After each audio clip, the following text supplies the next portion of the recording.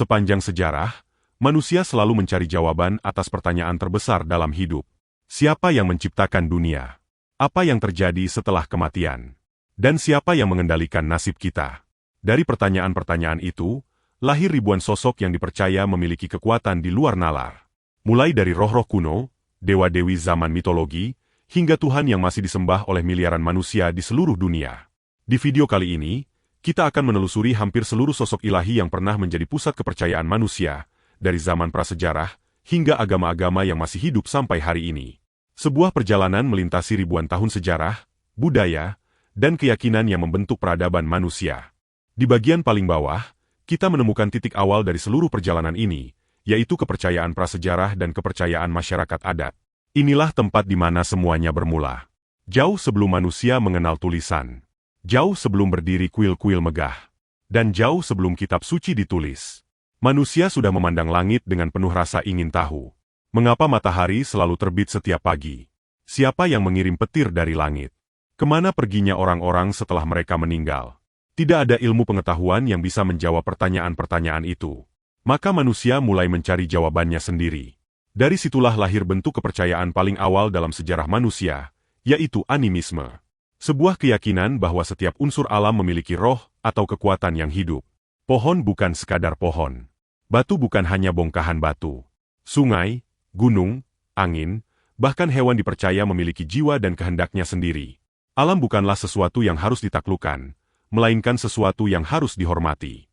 Bagi kita sekarang, kepercayaan ini mungkin terdengar sederhana, atau bahkan dianggap sebagai tahayul. Namun bagi manusia purba, inilah cara pertama mereka memahami dunia yang penuh misteri. Di Australia, masyarakat aborigin telah mewariskan kisah tentang Rainbow Serpent, ular raksasa pencipta kehidupan selama ribuan tahun.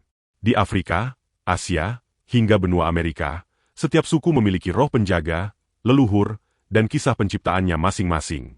Meskipun nama dan ceritanya berbeda, semuanya berangkat dari kebutuhan yang sama, memahami alam semesta dan menemukan makna di balik kehidupan. Inilah akar dari hampir seluruh sistem kepercayaan yang muncul setelahnya.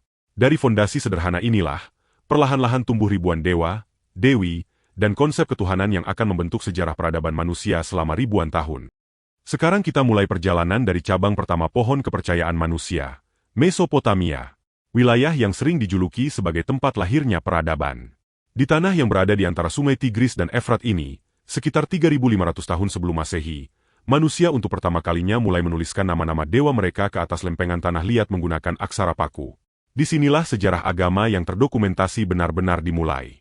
Bangsa Sumeria, yang kemudian diwarisi oleh Babilonia dan Asyur, membangun sebuah sistem kepercayaan yang sangat rumit. Mereka percaya bahwa setiap aspek kehidupan dikendalikan oleh dewa yang berbeda.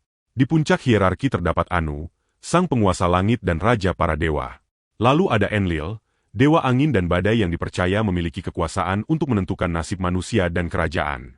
Kemudian Enki, dewa kebijaksanaan, air, dan penciptaan, yang sering digambarkan sebagai pelindung umat manusia. Ada pula Inanna, atau yang kemudian dikenal sebagai Ishtar, dewi cinta, kecantikan, kesuburan, sekaligus perang. Ia adalah salah satu dewi paling kuat dan paling ditakuti dalam mitologi Mesopotamia. Dan ketika Babilonia menjadi kekuatan besar, muncul Marduk, dewa pelindung kota Babilon yang akhirnya diangkat menjadi dewa tertinggi setelah mengalahkan monster kekacauan dalam mitos penciptaan mereka.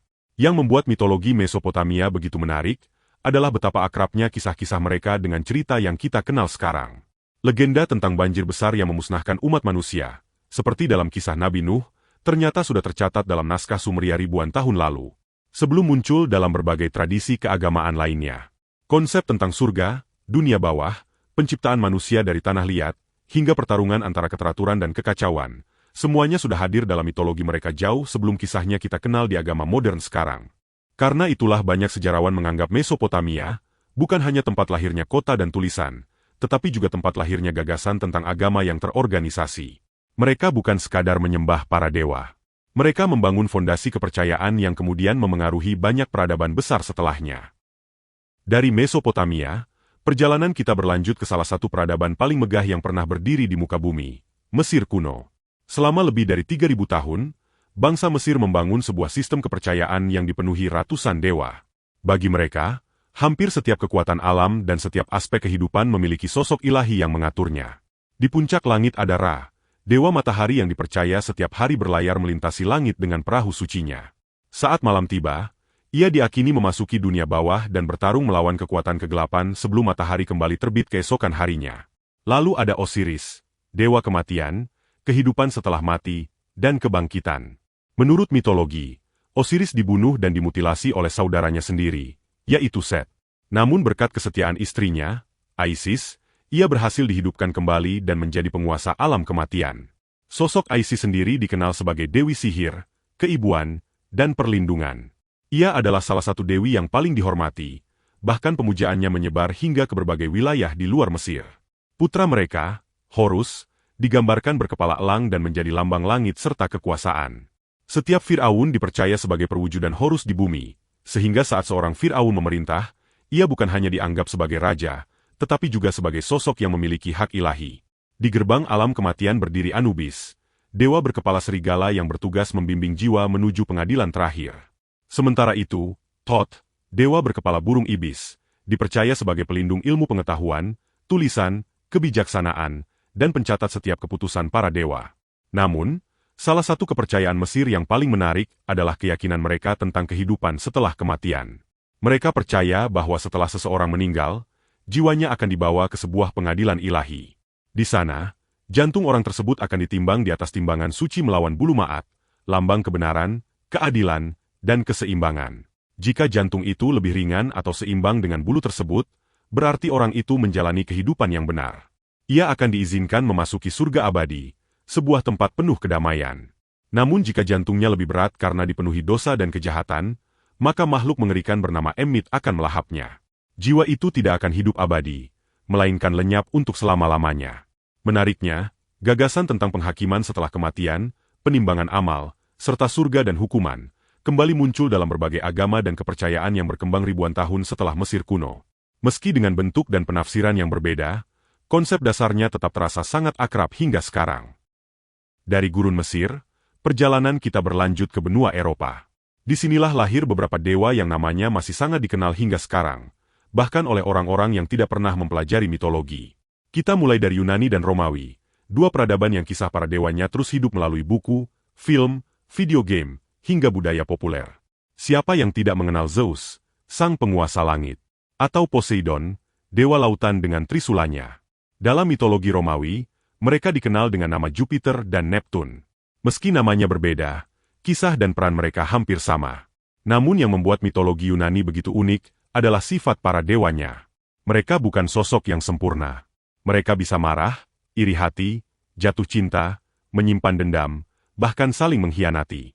Para dewa Olympus memiliki kekuatan yang luar biasa, tetapi juga kelemahan yang sangat manusiawi. Karena itulah banyak sejarawan berpendapat bahwa dewa-dewa Yunani bukanlah gambaran kesempurnaan, melainkan cerminan sifat manusia yang diperbesar hingga tingkat ilahi. Mereka adalah manusia, namun dengan kekuatan seorang dewa. Sekarang, mari kita bergerak lebih jauh ke utara, menuju tanah yang dingin dan keras, tempat bangsa Viking membangun kepercayaannya. Di sana berdirilah Odin, raja para dewa. Ia rela mengorbankan salah satu matanya demi memperoleh kebijaksanaan, sehingga dikenal sebagai dewa perang, pengetahuan, dan pencarian ilmu. Putranya, Thor, adalah dewa petir yang membawa palu legendaris, Mjolnir.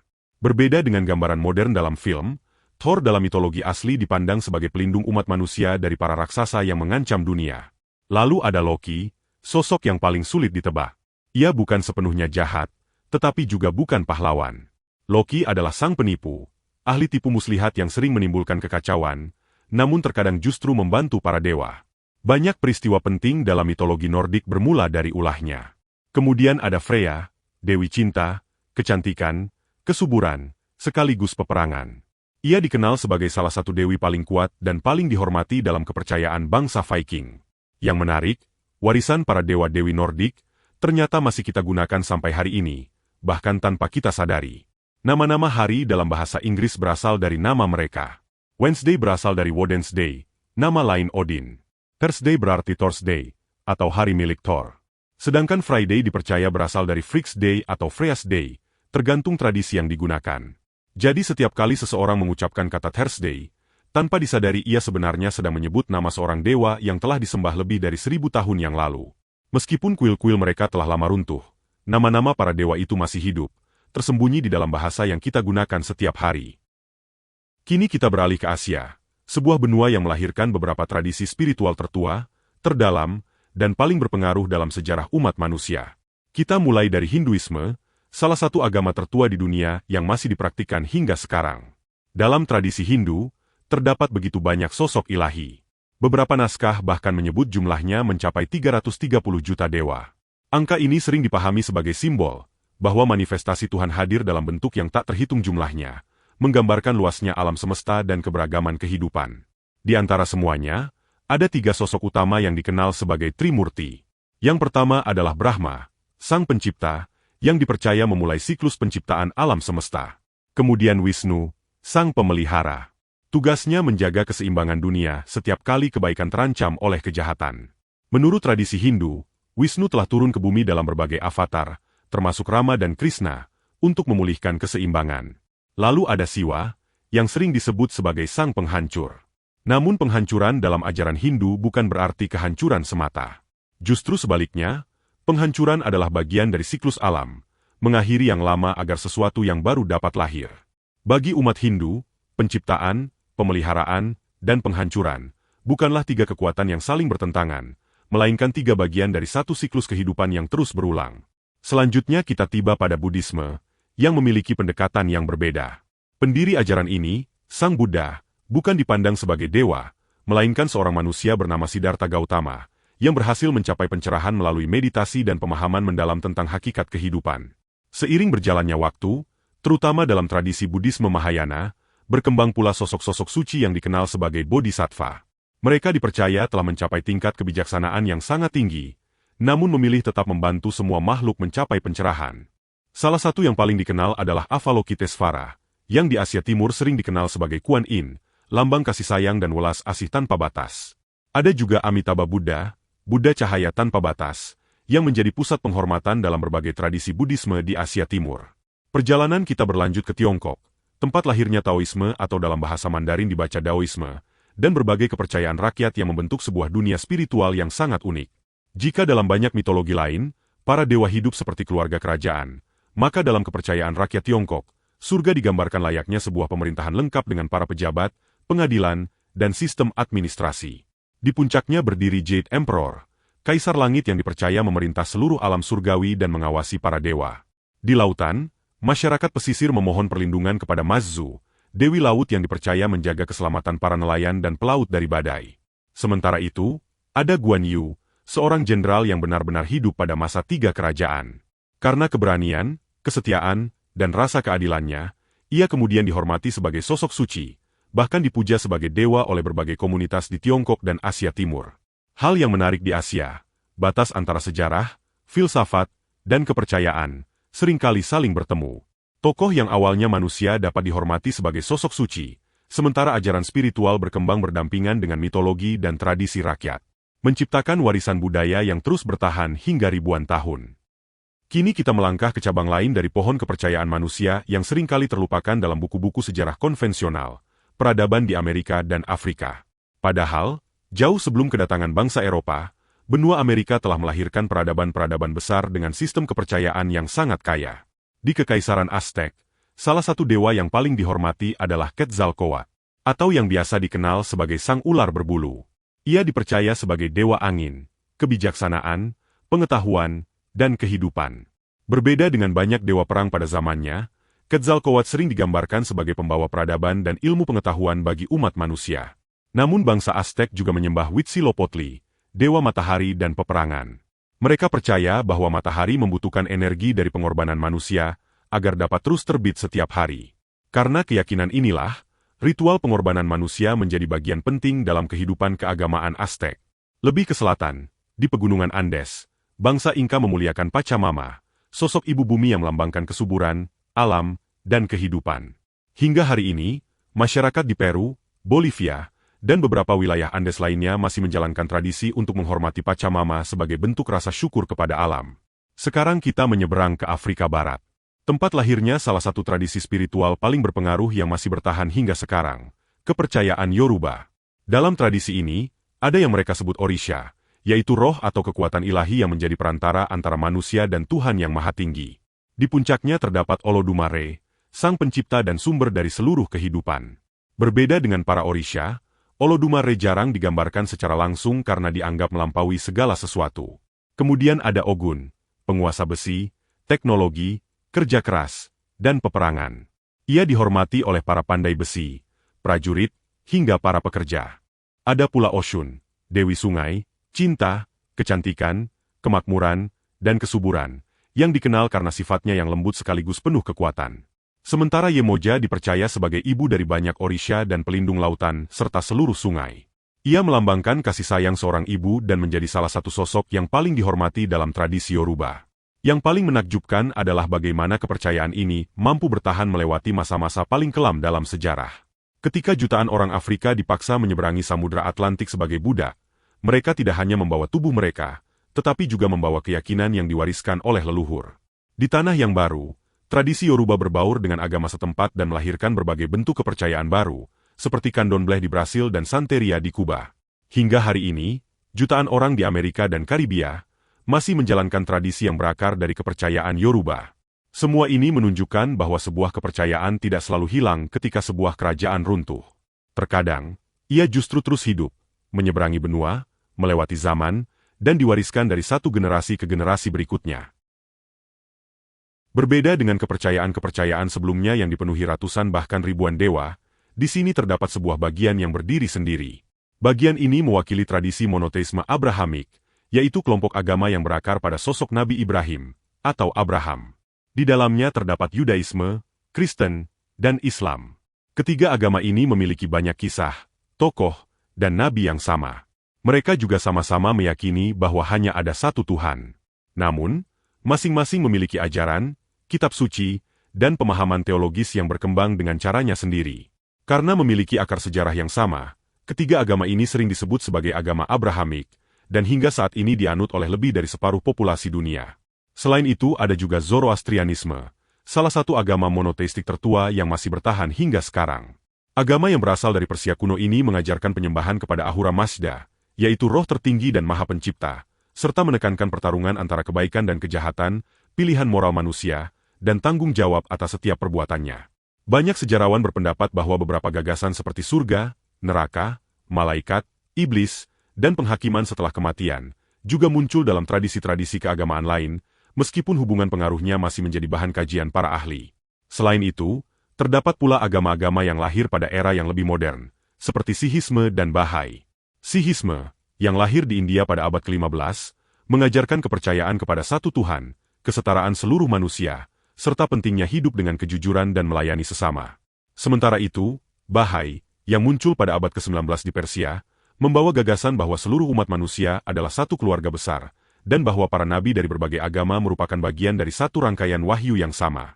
Meskipun berasal dari zaman, budaya, dan wilayah yang berbeda, seluruh tradisi dalam bagian ini memiliki satu benang merah, keyakinan bahwa di balik seluruh alam semesta hanya ada satu Tuhan sebagai sumber dari segala sesuatu. Setelah menelusuri ribuan tahun sejarah dan berbagai kepercayaan di seluruh dunia, kita bisa melihat bahwa dimanapun manusia hidup, mereka selalu mencari jawaban atas pertanyaan yang sama, dari mana kita berasal, mengapa kita ada, dan apa yang terjadi setelah kita mati. Meski jawabannya berbeda-beda, kebutuhan untuk mencari makna adalah sesuatu yang dimiliki oleh semua manusia.